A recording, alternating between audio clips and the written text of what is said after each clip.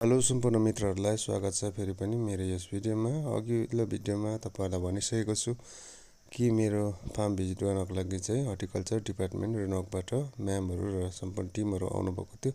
साथसाथै आइपिएम टिमहरू पनि आउनुभएको थियो र पुरा भिडियो आज तपाईँहरूको माझमा राखिरहेको छु, हेरिदिनुहोस् होला है त।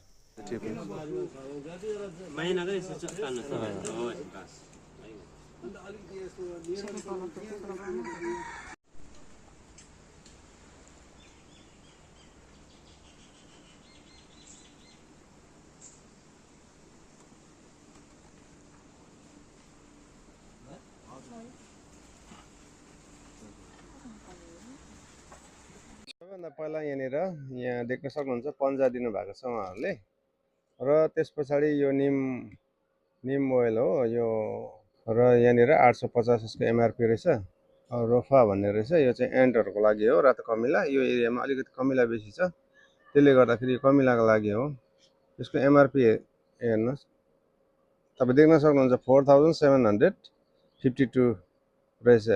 स्ट्राइकर पनि छ र यो स्ट्राइकर चाहिँ उहाँहरूले एप्लाई गरेर राखेर जानुभएको छ।